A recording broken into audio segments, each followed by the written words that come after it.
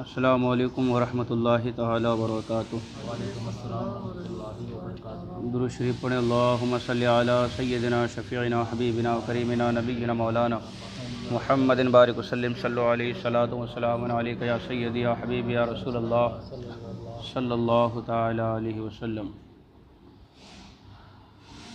آج کا درس میلاد شریف کے ثبوت کے بیان میں ہے۔ سب سے پہلے یہ معلوم ہونا چاہیے کہ میلاد شریف کی حقیقت کیا ہے اور اس کا حکم کیا ہے، پھر یہ جاننا ضروری ہے کہ اس کے دلائل کیا ہیں۔ تو اسٹیپ بائی اسٹیپ بالتفصیل یہ تمام چیزیں ذکر کی جائیں گے۔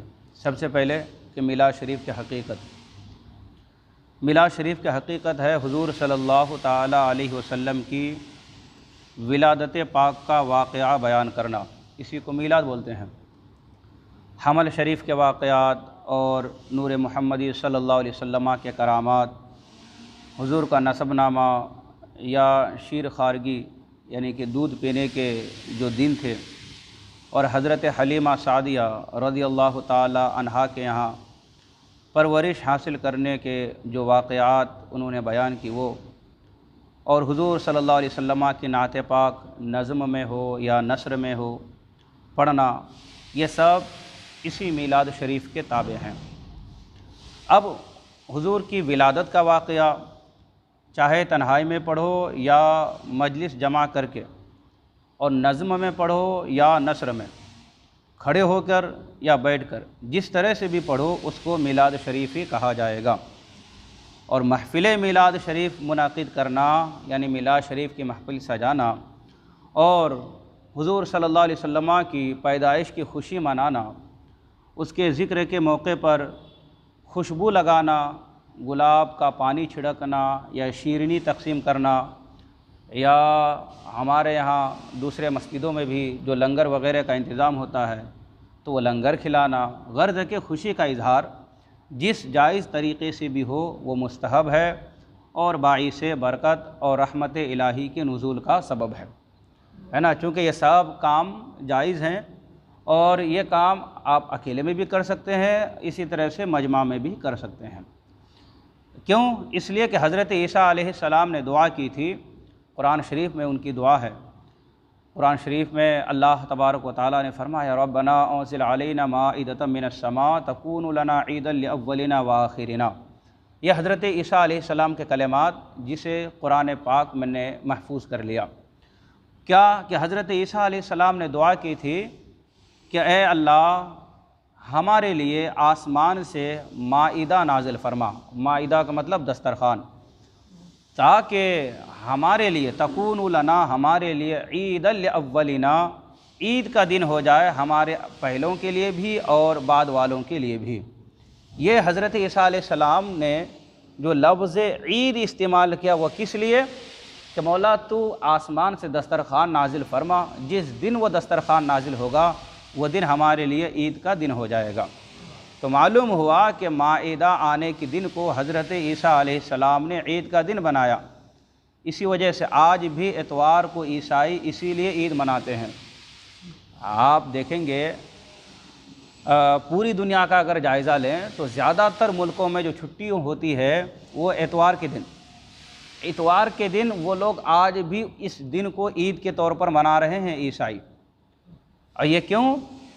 یہ اس لیے کہ حضرت عیسیٰ علیہ السلام نے کہا تھا کہ وہ ہمارے لیے عید کا دن ہو جائے نا، اسی لیے وہ عید مناتے ہیں کہ اس دن دسترخوان اترا تھا۔ تو جب دسترخوان اترا تو عیسائیوں نے اس وقت بھی عید منایا، حضرت عیسیٰ علیہ السلام نے اور ان کے ماننے والوں نے۔ آج اگرچہ ان کے حقیقی ماننے والے نہیں ہیں، نام کے عیسائی ہیں، لیکن حقیقت میں جیسا ہونا چاہیے حضرت عیسیٰ علیہ السلام کے ماننے والوں کو ویسا نہیں ہے، لیکن آج بھی اسی دن کو وہ لوگ فالو کرتے ہیں اور آج بھی عید کے طور پر وہ اتوار کے دن کو مناتے ہیں۔ اور حضور علیہ السلام کی تشریف آوری یعنی حضور کا اس دنیا میں تشریف لانا اس مائدہ یعنی اس دسترخوان سے کہیں بڑھ کر نعمت ہے، لہٰذا حضور کی ولادت کا دن بھی یوم العید ہے یعنی کہ عید کا دن ہے۔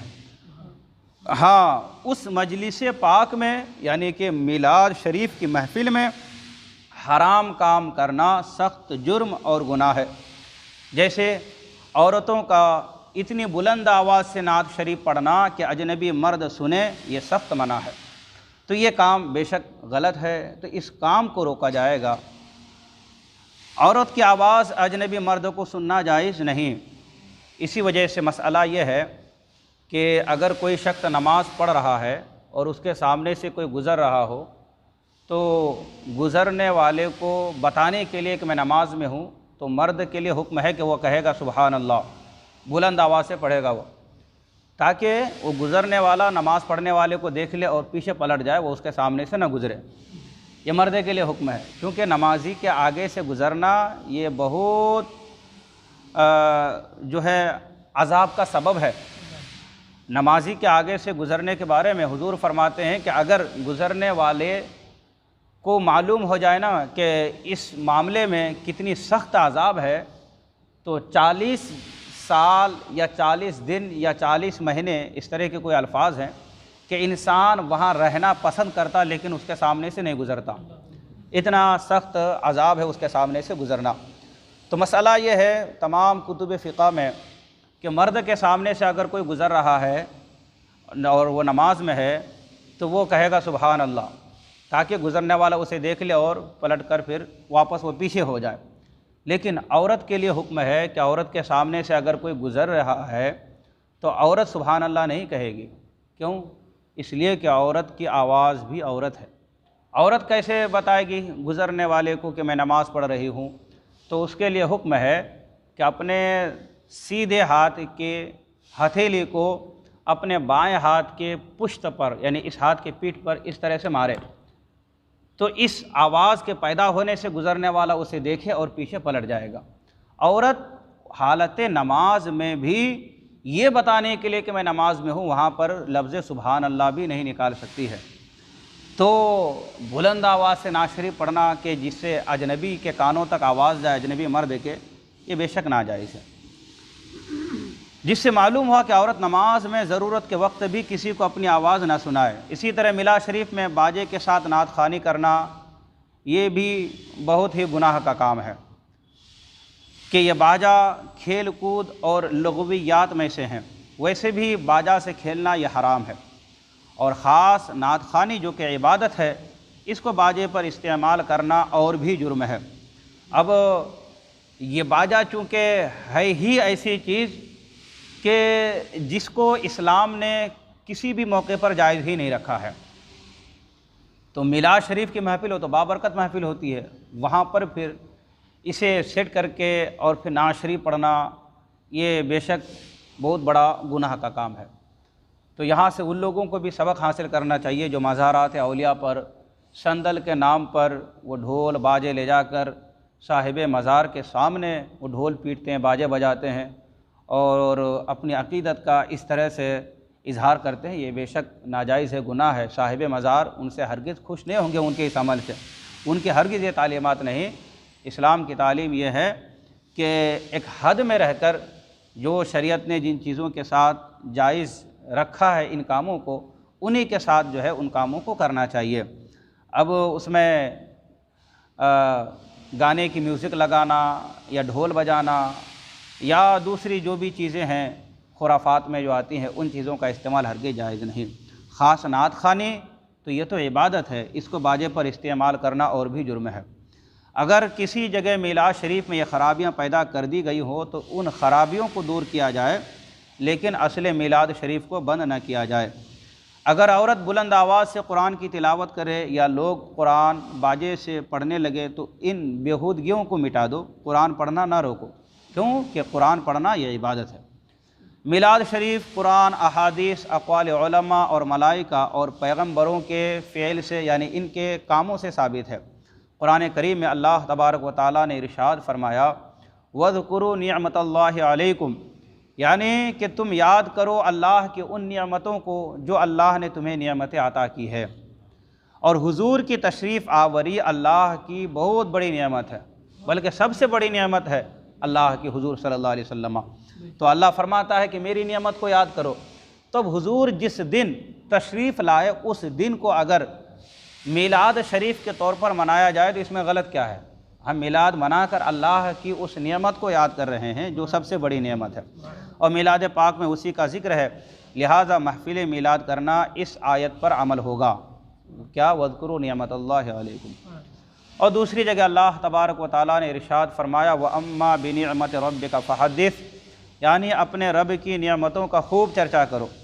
اور حضور علیہ السلام کی دنیا میں تشریف آوری تمام نعمتوں سے بڑھ کر نعمت ہے کہ رب تبارک و تعالیٰ نے اس پر احسان جتایا ہے، یعنی یہ حضور کی تشریف آوری یہ وہ نعمت ہے کہ رب نے اس پر احسان جتایا ہے، اور فرمایا ہے لَقَدْ مَنَّ اللَّهُ عَلَى الْمُؤْمِنِينَ إِذْ بَعَثَ فِيهِمْ رَسُولًا، کہ اللہ نے تحقیق کہ اللہ نے مومنوں پر احسان کیا جب ان میں اپنا رسول بھیجا۔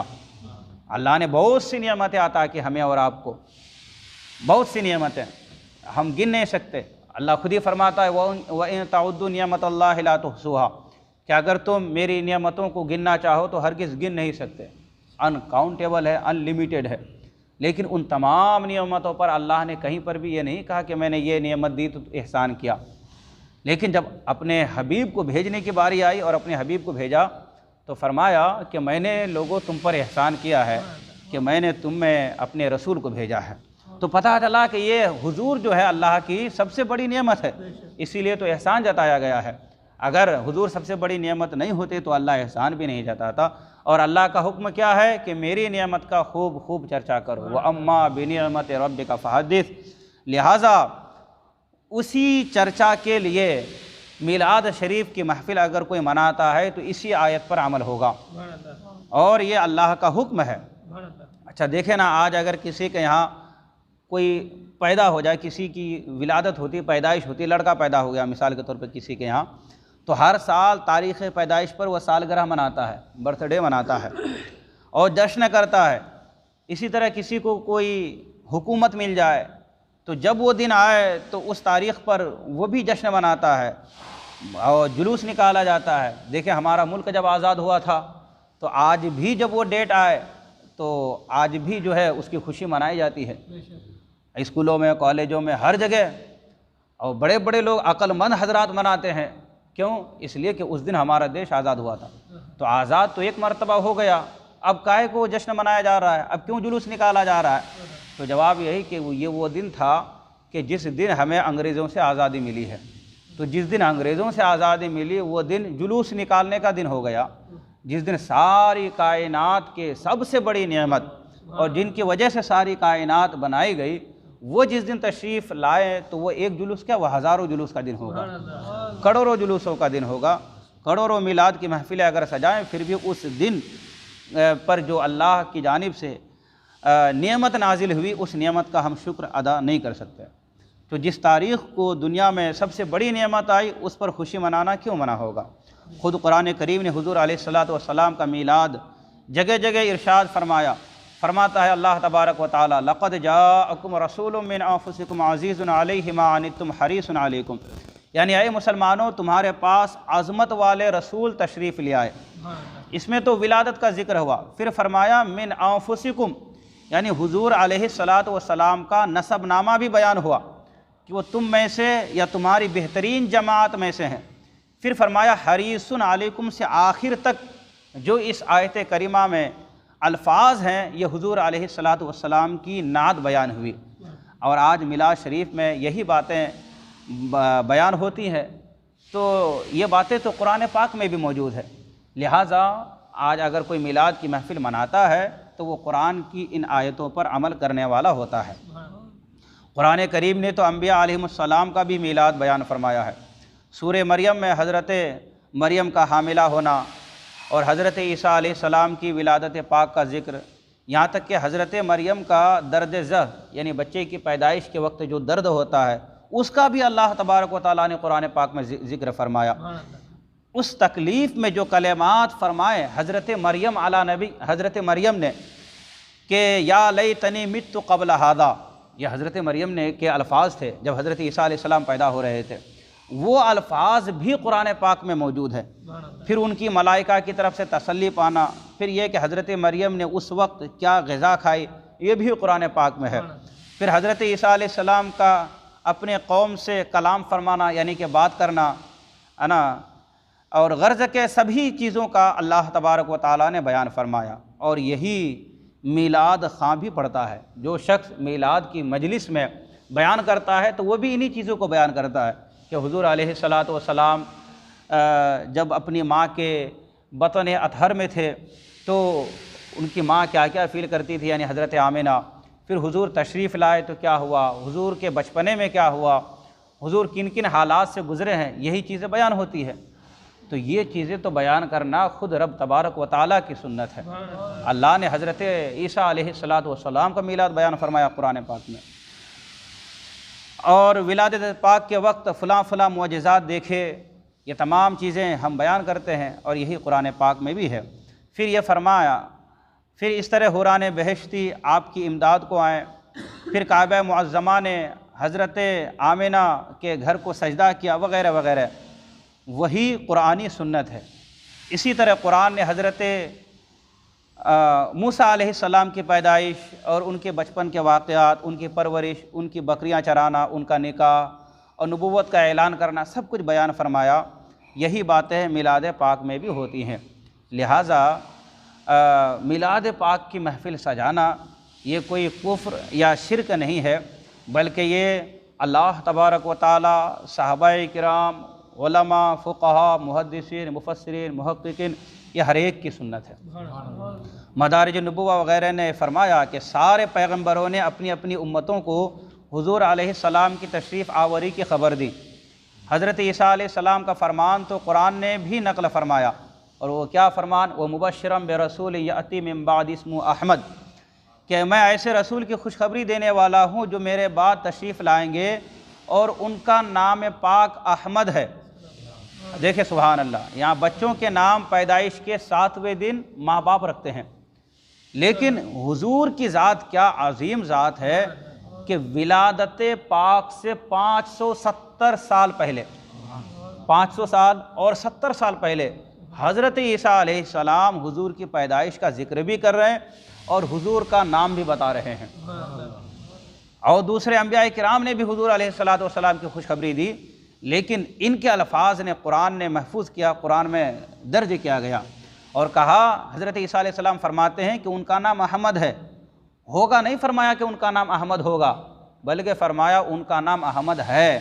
مطلب کیا کہ حضور علیہ السلام اس وقت بھی موجود تھے، اگرچہ اس دنیا میں ابھی تشریف نہیں لائے تھے ظاہری طور پر، لیکن حضور علیہ السلام اس وقت بھی حضور کا وجود تھا۔ معلوم ہوا کہ ان کا نام پاک رب تبارک و تعالیٰ نے رکھا، لیکن کب رکھا یہ تو رکھنے والا یعنی رب ہی جانتا ہے۔ یہ بھی میلاد شریف ہے، صرف فرق اتنا ہوا کہ ان حضرات نے اپنی قوم کے مجمعوں میں فرمایا کہ وہ تشریف لائیں گے، اور ہم اپنے مجمعوں میں کہتے ہیں کہ وہ تشریف لے آئے۔ فرق اتنا ہے کہ وہ انبیاء کرام کہتے تھے کہ تشریف لائیں گے، کیونکہ ابھی حضور ظاہری آئے نہیں تھے، اور ہم کیا کہتے ہیں کہ حضور تشریف لے آئے۔ فرق صرف پاسٹ اور فیوچر کا ہے، وہ فیوچر کی بات کرتے تھے اور ہم پاسٹ کی بات کرتے ہیں، وہ مستقبل کی بات کرتے تھے اور ہم ماضی کی بات کرتے ہیں، وہ حضور کے آنے کی خوشخبری دے کر اس دن محفل میلاد مناتے تھے، اور ہم حضور کی تشریف آوری کے دن کو لوگوں کو سنا کر اور بتا کر جو ہے میلاد کی محفل سجاتے ہیں اور مناتے ہیں، اور عید کا دن اسے ہم تصور کرتے ہیں۔ بات ایک ہی ہے، ثابت ہوا کہ میلاد سنت انبیاء بھی ہی ہے۔ رب تبارک و تعالیٰ فرماتا ہے قُلْ بِفَضْلِ اللَّهِ وَبِرَحْمَتِهِ فَبِذَلِكَ فَلْيَفْرَحُوا، یعنی اللہ کے فضل و رحمت پر خوب خوشیاں مناؤ۔ معلوم ہوا کہ فضل الہی پر خوشی منانا حکم الہی ہے، اور حضور علیہ السلام رب کا فضل بھی ہیں اور رحمت بھی ہیں، دونوں ہیں حضور، لہٰذا ان کی ولادت پر خوشی منانا اسی آیت پر عمل ہے، اور چونکہ یہاں خوشی مطلق ہے لہٰذا ہر جائز خوشی اس میں داخل ہے، لہٰذا محفل میلاد کرنا، وہاں کی زیب و زینت سجانا اور لائٹیں لگانا وغیرہ، یہ تمام چیزیں باعث ثواب ہی ہیں۔ اچھا، ایک بڑے مزے کی بات کہ شب ولادت میں، یعنی کہ جب حضور صلی اللہ علیہ وسلم کی پیدائش ہوئی جس رات، اس رات میں فرشتوں نے حضرت آمنہ رضی اللہ تعالی عنہا کے دروازے پر کھڑے ہو کر صلاۃ و سلام عرض کیا تھا، ہے نا۔ یہ حدیث کے الفاظ بھی ہیں کہ ملائکہ تشریف لائے اور بارات کی شکل میں تشریف لائے اور فرشتے، اور آ کر ان کے دروازے پر صلاۃ و سلام عرض کر رہے تھے۔ ہاں، جو ہمیشہ کے لیے اللہ کے دربار کا مردود قرار دیا گیا ہے، کون؟ شیطان رجیم، شیطان ابلیس، وہ بھاگا بھاگا مارا مارا پھر رہا تھا کہ آج ایسے نبی کی آمد ہو گئی کہ جس نبی کی وسیلے سے، جس نبی کے ذریعے سے اللہ بے حساب لوگوں کی مغفرت بھی فرمائے گا، تو اس نبی کے وسیلے سے اللہ اپنی رحمت اور فضل و کرم کی بارش بھی برسائے گا۔ تو اس لیے شیطان جو ہے مارا مارا پھر رہا تھا۔ اسی کو کسی شاعر نے کہا ہے نا، نثار تیری چہل پہل پر ہزاروں عید ربیع الاول، سوائے ابلیس کے جہاں میں سبھی تو خوشیاں منا رہے ہیں۔ ہر چیز خوشیاں منا رہی تھی، یہاں تک کہ جانور بھی ایک دوسرے کو مبارکباد دے رہے تھے۔ یہ چرند پرند، یہ تمام چیزیں، مچھلیاں بھی ایک دوسرے کو مبارکبادی دے رہے تھے، ہر ایک خوشی منا رہے تھے۔ اگر غم میں تھا تو وہ ابلیس تھا، ہاں، وہ رنج و غم میں بھاگا بھاگا پھر رہا تھا۔ اس سے معلوم ہوا کہ میلاد یہ فرشتوں کی بھی سنت ہے، اور یہ بھی معلوم ہوا کہ پیدائش کے وقت کھڑا ہونا یہ ملائکہ کا کام ہے، فرشتوں کا کام ہے، اور بھاگا بھاگا پھرنا یہ شیطان کا کام ہے۔ اب بھی جو حضور صلی اللہ علیہ وسلم کے میلاد کے مہینے میں محفل سجاتے ہیں، کھڑے ہو کر حضور پر درود و سلام پڑھتے ہیں، تو سمجھ لو کہ یہ فرشتوں کی سنت ادا کر رہے ہیں۔ اور جو کہتے ہیں کہ یہ میلاد کہاں سے ثابت، یہ محفل کہاں سے ثابت، تو سمجھ لو کہ یہ اسی کے نسل سے ہے۔ وہاں ابلیس بھاگا بھاگا پھر رہا تھا، یہاں اس کے چیلے بھاگے بھاگے پھر رہے تھے۔ ابلیس جب جنت سے نکال دیا گیا، کیوں؟ ایک نبی کی بے ادبی کی وجہ سے، ہے نا۔ حضرت آدم علیہ نبینا علیہ الصلوۃ والسلام کو سجدہ کا حکم ہوا تو تکبر کیا، گھمنڈ کیا، غرور کیا کہ نہیں، میں ان کو سجدہ نہیں کرتا۔ تو جو جنت میں تھا ابلیس، اسے نکال دیا گیا۔ اب یہ تو ابھی جنت میں گئے بھی نہیں ہیں، باہر ہیں، اور جائیں گے بھی نہیں، کیونکہ تجھ سے اور جنت سے کیا مطلب، وہاں بھی دور ہو، ہم رسول اللہ کے، جنت رسول اللہ کی۔ تو جو جنت میں تھا، نبی کا ادب احترام نہیں کیا تو اسے نکال دیا گیا۔ جو آلریڈی باہر ہے، وہ نبی کا ادب و احترام نہ کرے، نبی کی توہین کرے، تو وہ کیسے جنت میں جا سکتا ہے؟ لہٰذا جو محفل میلاد مناتے ہیں، یہ فرشتوں کے کام کی طرح، یہ فرشتوں کی سنت پر عمل کرتے ہیں، کیونکہ فرشتے بھی اس دن کھڑے ہو کر حضور پر صلاۃ و سلام ہی پیش کر رہے تھے، اور جو اس دن بھاگا بھاگا پھر رہا تھا وہ شیطان ہے۔ آج بھی جو ان جیسی محفلوں سے بھاگا بھاگا پھرتا ہے تو یہ اسی کے نقش قدم پر چل رہا ہے۔ خود حضور علیہ الصلوۃ والسلام نے مجمع صحابہ کے سامنے منبر پر کھڑے ہو کر اپنی ولادت پاک اور اپنے اوصاف بیان فرمائے۔ یہ مشکوٰۃ شریف کی حدیث ہے، جس سے معلوم ہوا کہ میلاد پڑھنا یہ سنت رسول اللہ صلی اللہ علیہ وسلم بھی ہے۔ مشکوٰۃ شریف جلد 2 باب فضائل سید المرسلین فصل ثانی میں ہے۔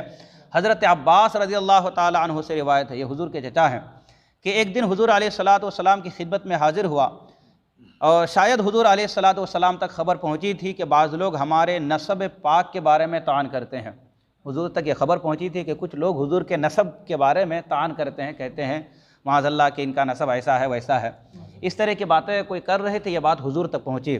تو حضرت عباس کہتے ہیں فقام النبی صلی اللہ علیہ وسلم علی المنبر، حضور علیہ الصلوۃ والسلام منبر پر کھڑے ہوئے، اور کھڑے ہونے کے بعد حضور نے فرمایا فقال من انا، حضور نے کہا بتاؤ میں کون ہوں۔ پس منبر پر قیام فرما کر پوچھا بتاؤ میں کون ہوں، تو سب نے عرض کیا کہ آپ رسول اللہ ہیں۔ تو حضور نے فرمایا میں محمد ابن عبداللہ ابن عبد المطلب ہوں، یعنی حضور نے یہاں پر اپنا نسب بیان کیا۔ اور آج بھی میلاد کی محفلوں میں حضور کا نسب ہی بیان کیا جاتا ہے کہ حضور کا نور مبارک کن کن پشتوں سے آیا، اور کہاں کہاں حضور صلی اللہ علیہ وسلم کا نور مبارک کن کن کی پیشانیوں میں چمکا۔ یہی باتیں آج میلاد کی محفلوں میں بھی ہوتی ہے، یہی بات حضور علیہ الصلوۃ والسلام نے صحابہ کے درمیان میں بھی رکھی۔ حضور نے بھی اپنا میلاد منایا، اور ہم تو حضور کے غلام ہیں، ہم پر تو حق ہے، تو ہم کیوں نہ حضور صلی اللہ علیہ وسلم کی ولادت کی خوشی میں میلاد منائیں۔ اللہ نے مخلوق کو پیدا فرمایا، حضور فرماتے ہیں کہ اللہ نے مخلوق کو پیدا فرمایا تو ہم کو بہترین مخلوق میں سے کیا، پھر ان کے 2 حصے کیے، ایک عرب اور ایک عجم۔ ہم کو ان میں سے بہتر یعنی عرب میں سے کیا۔ پھر عرب کے چند قبیلے فرمائے، ہم کو ان کے بہتر یعنی قریش میں سے کیا۔ پھر قریش کے چند خاندان بنائے، ہم کو ان میں سے بہتر خاندان یعنی بنی ہاشم میں سے کیا۔ یہ حضور علیہ الصلوۃ والسلام نے خود اپنے نسب کے بارے میں اور اپنے خاندان کے بارے میں یہ بتایا۔ اور اسی مشکات شریف میں ہے کہ حضور فرماتے ہیں ہم خاتم النبیین ہیں، اور ہم حضرت ابراہیم علیہ السلام کی دعا اور حضرت عیسیٰ کی بشارت اور اپنی والدہ کا دیدار ہیں، جو کہ انہوں نے ہماری ولادت کے وقت دیکھا کہ ان سے ایک نور چمکا، یعنی حضرت آمنہ سے۔ حضور فرماتے ہیں میری ماں سے ایک نور چمکا جس سے شام کی عمارتیں میری ماں کو نظر آئیں۔ ان میں حضور علیہ الصلوۃ والسلام نے اپنا نسب نامہ، اپنی نعت شریف، اپنی ولادت پاک کا واقعہ بیان فرمایا۔ یہی میلاد شریف میں ہوتا ہے۔ ایسی سینکڑوں احادیثیں پیش کی جا سکتی ہیں، لیکن سمجھنے کے لیے ایک حدیث بھی کافی ہے۔ ہاں، اگر دماغ قبول کرے، اگر عقل چھینی نہ گئی تو ایک حدیث بھی کافی ہے، لیکن جن کے بارے میں اللہ کا فیصلہ ہے ختم اللہ علی قلوبہم وعلی سمعہم، اس کے سامنے 100 کیا ہزاروں حدیثیں بھی رکھ دو پھر بھی وہ ماننے کو تیار نہیں ہوگا۔ اچھا دیکھیں ایک آخری بات، صحابہ کرام ایک دوسرے کے پاس جا کر فرمائش کرتے تھے کہ ہم کو حضور علیہ الصلوۃ والسلام کے نعت شریف سناؤ۔ یہ صحابہ کرام کی عادت تھی۔ معلوم ہوا کہ میلاد سنت صحابہ بھی ہے۔ اچھا، سب سے آخری صحابی جن کا وصال ہوا تقریباً 110 ہجری میں، یعنی حضور علیہ الصلوۃ والسلام کے پردہ فرمانے کے 100 سال کے بعد وہ صحابی سب سے آخر میں جو وصال فرمائے، حج کے موقع پر ایک مرتبہ ایک بلند ٹیلے پر کھڑے ہوئے اور وہاں اعلان کرنے لگے کہ لوگوں، میں آخری شخص ہوں کہ جس نے حضور کو دیکھا ہے۔ میری وہ آنکھیں ہیں کہ جن آنکھوں نے حضور کے چہرے انور کو دیکھا ہے۔ جب صحابی نے یہ اعلان کیا تو تمام لوگ وہ صحابی کے پاس آئے، اور آنے کے بعد زیادہ تر لوگوں نے جو کہا تو وہ یہی کہا کہ صف لنا رسول اللہ صلی اللہ علیہ وسلم، یعنی ہمیں حضور علیہ الصلوۃ والسلام کے بارے میں بتائیے۔ نعت شریف، حضور کی خوبیاں یہ بیان کرنا اور سننا یہ تابعین کے زمانے میں بھی تھا۔ اچھا دیکھیں نا، آخری صحابی ہیں، لوگ چاہتے تو ان سے پوچھ لیتے حضور کے ساتھ رہے ہو، حضور کے ساتھ اٹھنا بیٹھنا ہوا ہے تو نماز کا مسئلہ بتاؤ، تو حج کا مسئلہ بتاؤ۔ حج کا موقع تھا، حج کے مسئلے پوچھنے چاہیے تھے لوگوں کو، لیکن حج کے مسئلے کسی نے نہیں پوچھا، نماز کا مسئلہ نہیں پوچھا، روزہ کا نہیں پوچھا، زکوٰۃ کا نہیں پوچھا۔ پوچھ رہے ہیں تو کہہ رہے ہیں کہ بتاؤ حضور کیسے دکھتے تھے، یعنی کہ ان کو بھی نعت شریف سننا ہی پسند تھا۔ ہاں، تو وہاں پر بھی ایک طرح سے حضور کا میلاد ہی ہو رہا تھا۔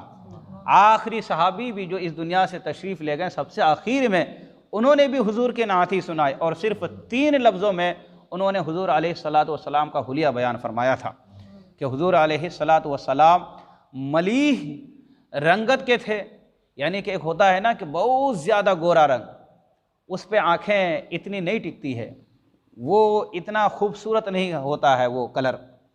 اور حضور علیہ الصلوۃ والسلام کا جو حسن تھا وہ نمکین حسن تھا۔ ایک حسن ہوتا ہے میٹھا اور ایک ہوتا ہے نمکین۔ حضور علیہ الصلوۃ والسلام کو جو اللہ نے حسن عطا فرمایا تھا تو اس حسن کو ملیح حسن کہا جاتا ہے، ملیح خوبصورتی، اور یہ سب سے بڑھ کر خوبصورتی ہوا کرتی ہے۔ اور دوسرا انہوں نے جو حضور کی نعت بیان فرمائی، وہ صحابی نے تو کہا کہ حضور علیہ الصلوۃ والسلام نہ بہت زیادہ نیچے قد کے تھے اور نہ ہی بہت زیادہ اونچے قد کے تھے، یعنی حضور علیہ الصلوۃ والسلام درمیانی قد کے تھے، لیکن ساتھ ہی ساتھ اللہ نے اپنے نبی کو یہ معجزہ بھی عطا فرمایا کہ اگر لاکھوں کا بھی مجمع ہو اور اس بیچ میں حضور ہو تو حضور سب سے اونچے بھی نظر آتے تھے، لیکن ویسے کوئی حضور کو لمبا نہیں بول سکتا تھا، کوئی گڈھا نہیں بول سکتا تھا، ناٹا نہیں بول سکتا تھا۔ یہ ترتیب، یہ حسن حضور علیہ الصلوۃ والسلام کو اللہ تبارک و تعالیٰ نے عطا فرمایا۔ ہاں، تو بات چل رہی تھی کہ اسی مشکات شریف میں یہ ہے کہ حضرت عطا ابن یسار فرماتے ہیں کہ میں عبداللہ ابن عمر بن عاص رضی اللہ تعالی عنہ کے پاس گیا اور عرض کیا کہ مجھے حضور علیہ السلام کی وہ نعت سناؤ جو کہ توریت شریف میں ہے۔ انہوں نے پڑھ کر سنائی۔ اسی طرح حضرت کعب احبار فرماتے ہیں کہ ہم حضور علیہ السلام کی نعت پاک توریت میں یوں پاتے کہ محمد صلی اللہ علیہ وسلم اللہ کے رسول ہوں گے، میرے پسندیدہ بندے ہیں، اور ان کی نہ سخت طبیعت ہے، اور ان کی ولادت مکہ مکرمہ میں ہے، اور ان کی ہجرت مدینہ طیبہ ہوگی، اور ان کی حکومت یہ ملک شام میں ہوگا۔ اور یہاں اشارہ ہے حضرت امیر معاویہ رضی اللہ تعالی عنہ کی حکومت کی طرف۔ تو حضرت امیر معاویہ رضی اللہ تعالی عنہ بھی کس عظیم صحابی کا نام ہے کہ جہاں حضور کی صفت اور حضور کی نعت بیان ہو رہی ہے، وہیں پر حضرت امیر معاویہ رضی اللہ تعالی عنہ کی حکومت بھی بیان ہو رہی ہے۔ تو یہ جو حضور کی حکومت ملک شام میں ہوگی، مطلب کیا ہے کہ حضرت امیر معاویہ رضی اللہ تعالی عنہ اسلام کے سب سے پہلے بادشاہ ہوں گے، اور ان کی حکومت ملک شام میں ہوگی، دارالخلافہ ملک شام ہوگا۔ ان کی امت خدا کی بہت حمد کرے گی کہ رنج و خوشی ہر حال میں خدا کی حمد بیان کرے گی۔ یہ کہاں ہے؟ یہ مشکوٰۃ شریف میں یہ حدیث پاک ہے، یہ دونوں حدیث پاک۔ اور بھی بہت سی دلیلیں ہیں، انشاءاللہ اگلے ہفتے کو کچھ اور باتیں میلاد شریف کے ثبوت میں آپ کے سامنے رکھی جائیں گی۔ آپ سے گزارش ہے کہ خود بھی تشریف لائیں، اپنے دوست و احباب کو بھی آنے کی دعوت دیں۔ بسم اللہ الرحمن الرحیم، صلی اللہ علی النبی الامی وآلہ وسلم، صلی علیہ صلاۃ و سلام علیک یا سیدی یا حبیبی یا رسول اللہ صلی اللہ تعالی علیہ وسلم۔ الہ العالمین، خالق کائنات، مالک بے نیاز، تیری دی ہوئی توفیق سے ہم لوگوں نے نماز عشاء سے لے کر اب تک جو بھی تیرے پیارے حبیب صلی اللہ علیہ وسلم کے فضائل بیان کیے اور جو بھی واعظ و نصیحتیں ہوئی، مولا تعالیٰ اسے اپنے بارگاہ کرم میں قبولیت کا درجہ عطا فرما۔ یا الہ العالمین، ہماری اس بابرکت محفل کو اپنی بارگاہ کرم میں قبولیت کا درجہ عطا فرما۔ مولا ہمارے اعمال کی، بالخصوص ہمارے عقائد کی مولا حفاظت فرما۔ بد مذہبوں کی بد مذہبیت سے، گمراہوں کی گمراہی سے مولا ہماری حفاظت فرما۔ تیرے پیارے حبیب صلی اللہ علیہ وسلم کی سچی پکی محبت ہمارے سینوں میں پیدا فرما۔ صحابہ کرام، اہل بیت اطہار، خلفاء راشدین، تمام ائمہ صلحاء کی مولا تعالیٰ سچی پکی عقیدت و محبت ہمارے سینوں میں پیدا فرما۔